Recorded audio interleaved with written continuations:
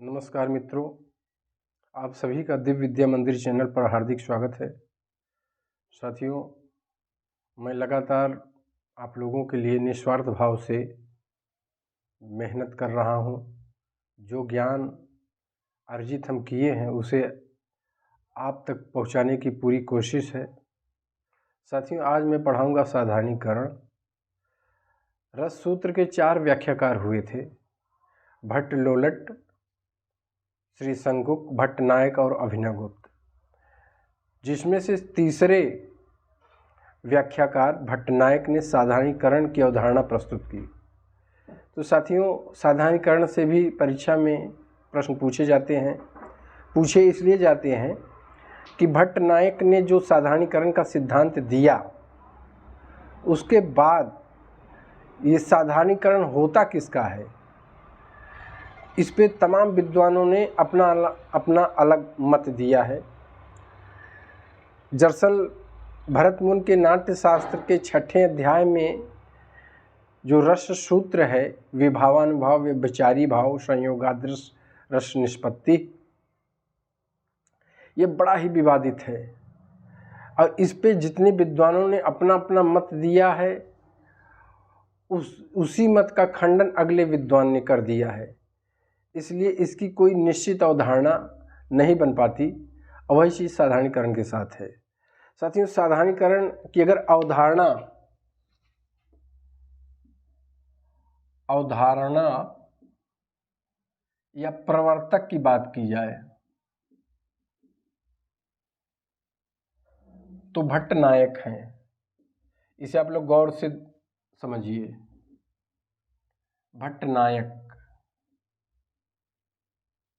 भट्टनायक हैं।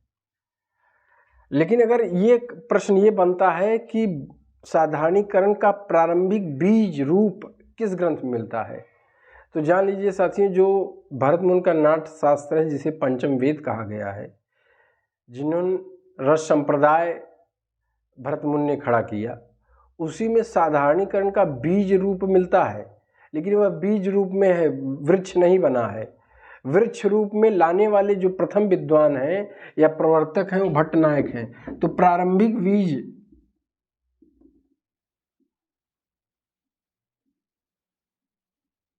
ये नाट्य शास्त्र में माने भरतमुनि ही हैं। और साथियों, अगर प्रश्न ऐसे बन जाए कि साधारणीकरण सिद्धांत के प्रथम व्याख्याकार कौन थे, तो 90% लोग भट्टनायक को लगाएंगे। लेकिन इसे भी आप लोग जानते रहिए, प्रथम व्याख्याकार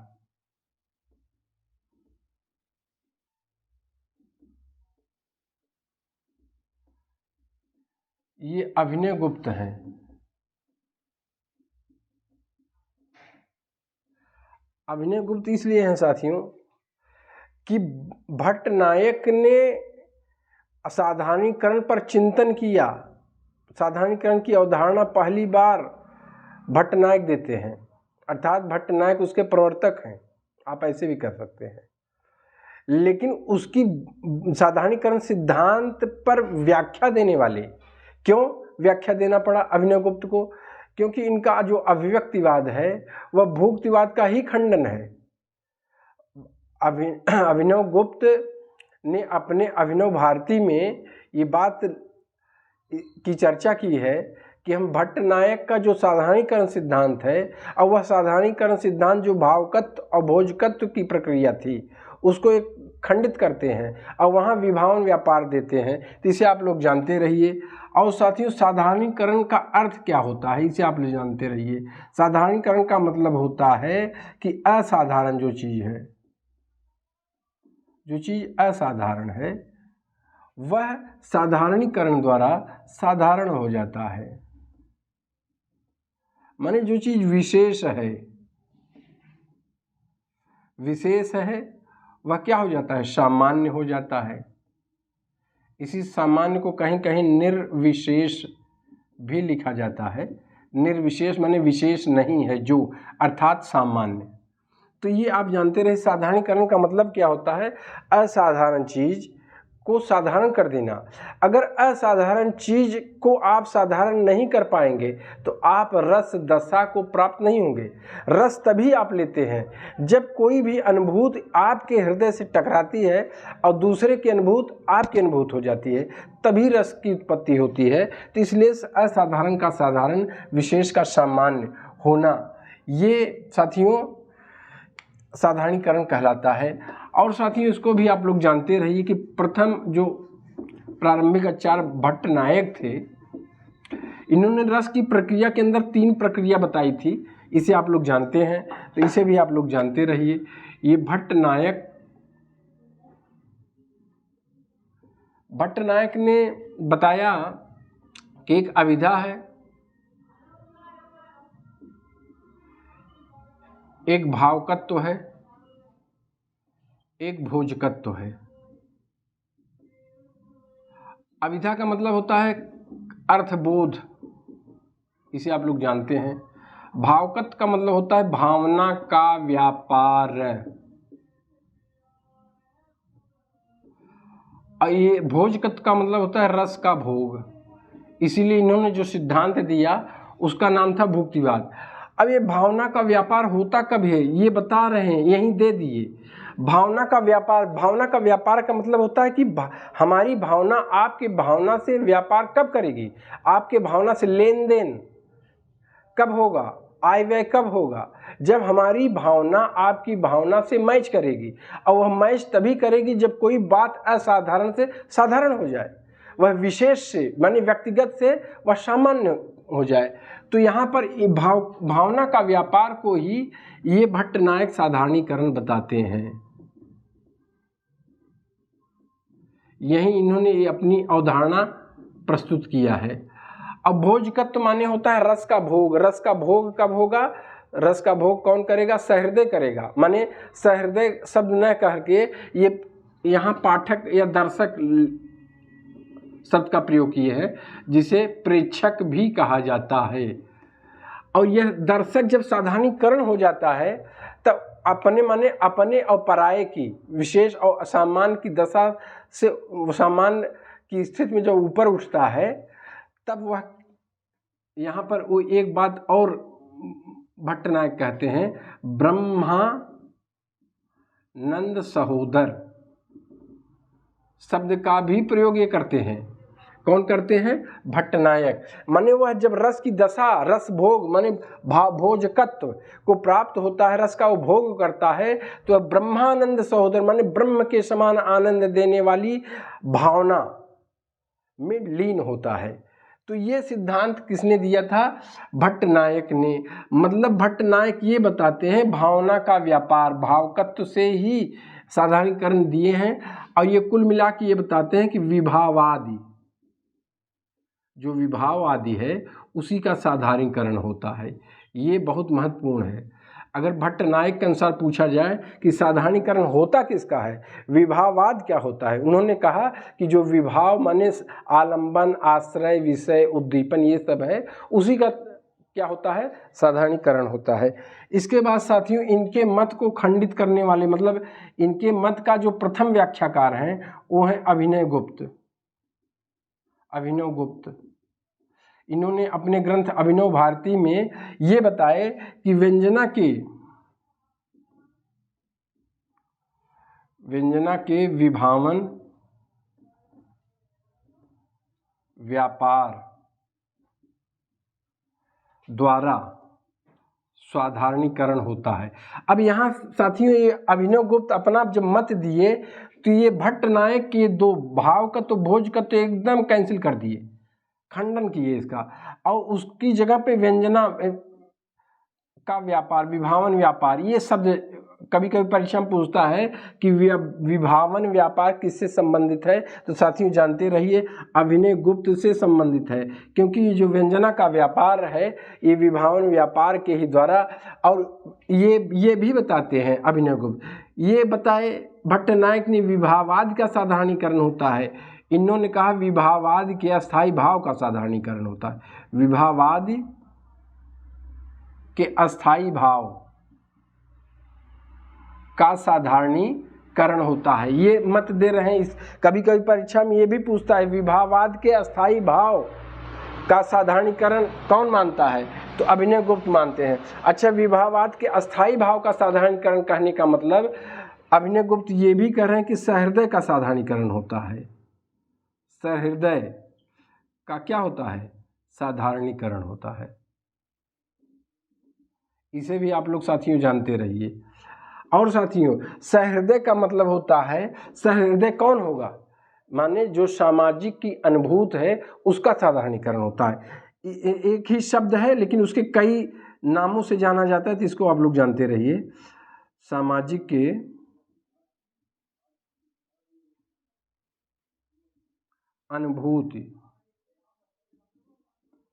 अनुभूत का साधारणीकरण होता है। ये माने भट्टनायक के विचार का खंडन करके अभिनव गुप्त ने ये तर्क दिया। अब साथियों, इसके बाद एक विद्वान है, वो है विश्वनाथ। माने विश्वनाथ और मम्मट ऐसे दो विद्वान हैं भारतीय काव्य शास्त्र में जो किसी के मत का समझ लीजिए चर्चा जरूर करेंगे, चिंतन जरूर करेंगे और उसकी आलोचना करेंगे, उसमें कुछ अपना विचार रखेंगे। मौलिक चिंतन तो नहीं दे पाए दोनों विद्वान, न विश्वनाथ दे पाए हैं न मम्मट दे पाए हैं। भरत मुनि ने दिया है रस, वामन ने दिया है रीत, भामा ने दिया है अलंकार और आनंदवर्धन ने दिया है ध्वनि। उसके बाद जो विश्वनाथ और मम्मट हैं कुछ नहीं दिए हैं, ये सिर्फ उसी का विस्तार किए हैं। इसे भी आप लोग जानते रहिए। विश्वनाथ ने एक ग्रंथ लिखा था, उसका नाम था साहित्य दर्पण। साहित्य दर्पण में वो तर्क देते हैं विश्वनाथ कि विभावादि जो है, विभावादि, अब विभावादि है क्या, आश्रय है, आलंबन है। आश्रय और आलंबन का अपने पराये की भावना से मुक्ति, माने अपने पराये माने स्व और पर की भावना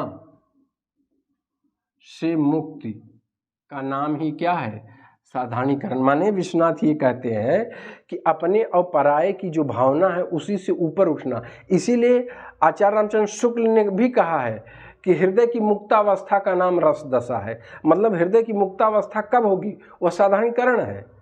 तो यहाँ पर वही बात ये भी कह रहे हैं कि विभावाद माने आश्रय जो आलंबन है वह स्व और पर की भावना से जब मुक्त हो जाता है तो क्या कहलाता है। इसको कभी कभी साथियों ऐसे भी परीक्षा में पूछ देता है कि आश्रय के साथ प्रमाता का तादात्म्य संबंध पर ये क्या करते हैं, विशेष बल देते हैं। कौन बल देते हैं, ये बल दे रहे हैं विश्वनाथ। तो विश्वनाथ ने दो चीज बताया, आश्रय के साथ प्रमाता के तादात्म्य संबंध पर विशेष बल देते हैं, और विभावाद स्व पर की भावना से जब मुक्त होता है तब वह साधारणीकरण की प्रक्रिया घटित होती है। इसके बाद साथियों एक जगन्नाथ हैं, इस 17वीं शताब्दी में इन्होंने रस गंगाधर लिखा। इन्होंने बताया कि ये साधारणीकरण की कल्पना ही भ्रम है, और भ्रम का दे दिए क्योंकि जो चीज भ्रम है वह दोष है, तो इसलिए इन्होंने दोष दर्शन दिया। परीक्षा में अगर पूछ दे साधारणीकरण में दोष दर्शन किसका कथन है या किसका विचार है, तो समझ लीजिए जगन्नाथ का है। और ये साधारणीकरण को क्या माने, भ्रमजनित माने हैं, भ्रमजनित। इतने विद्वानों ने साथियों भारतीय काव्य शास्त्र के अंतर्गत विचार किया। अब साथियों ये भी आप लोग जानते रहिए, आधुनिक काल में भी हिंदी के जो बड़े बड़े विद्वान, ये सब तो संस्कृत के विद्वान थे, तो संस्कृत भारतीय काव्य शास्त्र के अंतर्गत आएगा। अब हिंदी के विद्वान, तो हिंदी के अगर जैसे ये परीक्षा पूछ दे कि सर्वप्रथम साधारणीकरण पे आधुनिक काल में किस विद्वान ने साधारणीकरण पर विचार किया, तो सर्वप्रथम विचार करने वाले जो विद्वान थे उनका नाम है शुक्ल। और शुक्ल ने साथियों आलंबनत्व धर्म का आलम्बनत्व धर्म का माना है। साधारणीकरण, आलम्बनत्व धर्म होता क्या है? विभाव के ही अंतर्गत आता है। विभाव में एक आश्रय होता, एक आलम्बन होता, एक उद्दीपन होता है। तो ये आलम्बनत्व धर्म का माने है, माने आलम्बन के अंतर्गत आश्रय और विषय आता है, तो उसी के धर्म, उसी के गुण को ये कहते हैं आचार्य शुक्ल साधारणीकरण। अच्छा, जब ये इन्होंने विचार दिया साथियों, तो उसके बाद तुरंत इनके विरोध में कुछ विद्वान उतर आए। उसको आप लोग जानते रहे। कभी कभी परीक्षा में ऐसे भी पूछता है कि आचार्य शुक्ल के साधारणीकरण विचार का खंडन किसने किया, विरोध किसने किया। तो आप जानते रहिए, आनंद प्रकाश दीक्षित एक थे, आनंद प्रकाश दीक्षित, ये समर्थन करते हैं। अब विरोध कौन करते हैं? केशव प्रसाद मिश्र, ये विरोध करते हैं। उसके बाद श्याम सुंदर दास हैं, ये भी विरोध करते हैं। उसके बाद रामदहिन मिश्र हैं, ये भी आचार्य शुक्ल के साधारणीकरण सिद्धांत का विरोध करते हैं। उसके बाद डॉक्टर नगेंद्र हैं। सिर्फ गुलाब राय एक ऐसे हैं, गुलाब राय, उन विरोध करते हैं, न खंडन करते हैं, न मंडन करते हैं। बाकी आचार्य शुक्ल का पक्ष लेने वाले में है आनंद प्रकाश दीक्षित और केशव प्रसाद मिश्र, श्याम सुंदर दास, रामदहिन मिश्र। साथ ही ये लोग, डॉक्टर नगेंद्र, ये आचार्य शुक्ल के जो आलम्बनत्व धर्म को बता दिए हैं साधारणीकरण होता है, उसका ये लोग विरोध किया, वो अपना अपना मत दिए। तो ये आप लोग जानते रहिए। अच्छा, आचार्य शुक्ल के जब अपना मत दिए तो उसके बाद सबसे पहले केशव प्रसाद मिश्र आते हैं। इसे आप लोग जानते रहिए, केशव प्रसाद मिश्र। ये केशव प्रसाद मिश्र ये बताते हैं, केशव प्रसाद मिश्र का कहना है कि सहृदय की चेतना का साधारणीकरण होता है। माने कोई नई बात नहीं बता रहे हैं, घूम फिर के वही भारतीय काव्य सहृदय की चेतना का साधारणीकरण होता है। और इसको ये सिद्ध करने के लिए, इसको ये सिद्ध करने की योग की मधुमती भूमिका, योग की मधुमती भूमिका की बात रखते हैं। इसे आप लोग जानते रहिए, योग की मधुमती भूमिका की बात करते हैं। कौन करते हैं? केशव प्रसाद मिश्र। अच्छा, इन्हीं से मिलता जुलता ये श्याम सुंदर दास हैं। श्याम सुंदर दास मित्रों, ये भी केशव प्रसाद मिश्र के विचार से प्रभावित होकर के ये अपना देते हैं कि ये सहृदय की चेतना शब्द लिखे हैं। तो ये क्या करते हैं? ये सहृदय की चित्त, चेतना की जगह चित्त ला दिए हैं, का साधारणीकरण होता है। और साथियों, ये योग की मधुमती भूमिका की बात ये भी करते हैं श्याम सुंदर दास। इसे जानते रहिए कि योग की मधुमती भूमिका की अगर परीक्षा में ये पूछ दे योग की मधुमती भूमिका, तो केशव प्रसाद मिश्र ऑप्शन में, तो उनको आप लगाइएगा। अगर by the way Keshav Prasad Mishra नहीं है, तब आप श्याम सुंदर दास को लगाइएगा, क्योंकि ये सहृदय की चेतना की बात करते हैं, ये सहृदय की चित्त की बात करते हैं, और योग की मधुमती भूमिका की बात तो दोनों लोग करते हैं। और इनका श्याम सुंदर दास का जो मत है कहीं न कहीं केशव प्रसाद मिश्र के मत से प्रभावित है। और सहृदय की चित्त की बात करके इन्होंने भावना, भावक या पाठक की बात करते हैं। सहृदय का मतलब ही होता है भावक या पाठक या दर्शक या प्रेक्षक या सामाजिक की साधारणीकरण होता है। तो इसे भी जानते रहिए, भावक या पाठक का साधारणीकरण का सिद्धांत किसने दिया है? श्याम सुंदर दास ने दिया है। उसके बाद साथियों गुलाब राय आते हैं।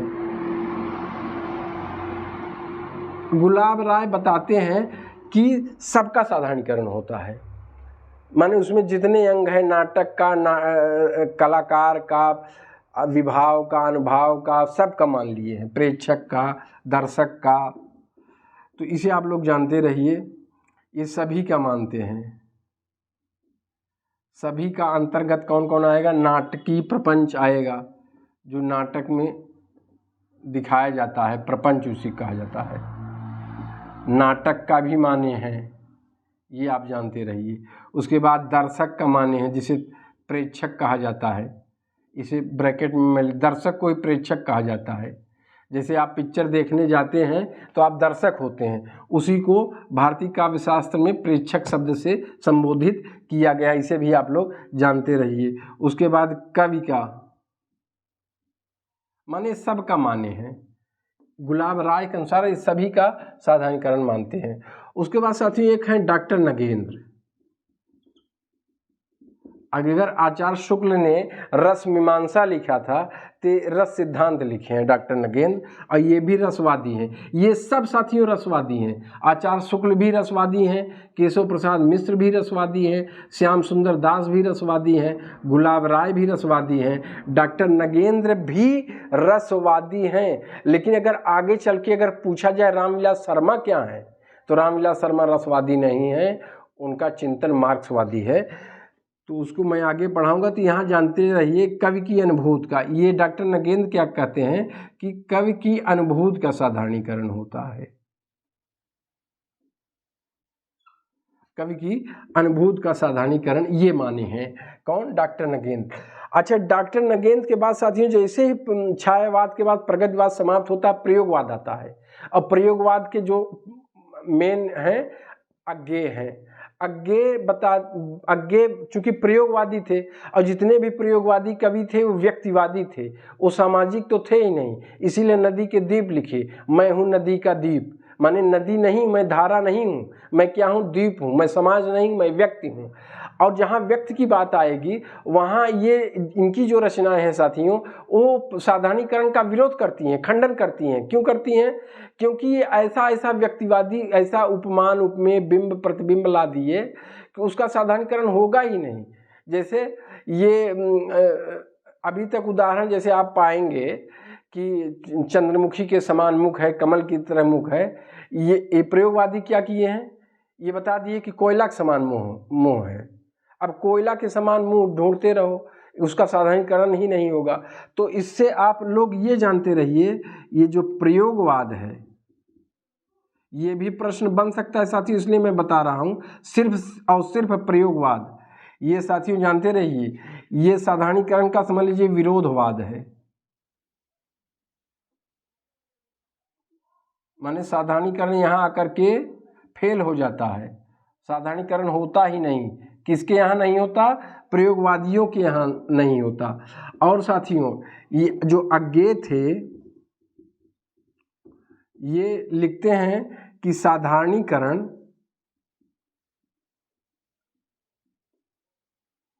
की समस्या के विषय में लिख रहे हैं। साधारणीकरण की जो समस्या है वह प्रेषणीयता की समस्या है।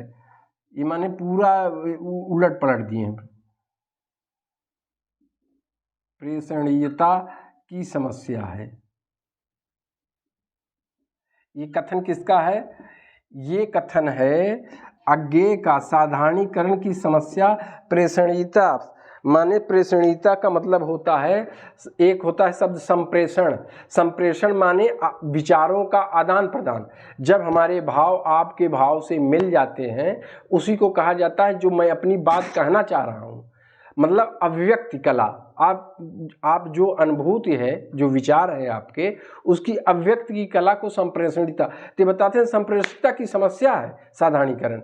तो साथियों हमने बहुत ही चुनिंदा, बहुत ही महत्वपूर्ण प्रश्नों का आपको ज्ञान कराया है। अगर ये वीडियो साथियों अगर पसंद आए तो इसे आप लोग लाइक, सब्सक्राइब, शेयर जरूर करिएगा। धन्यवाद साथियों, जय हिंद।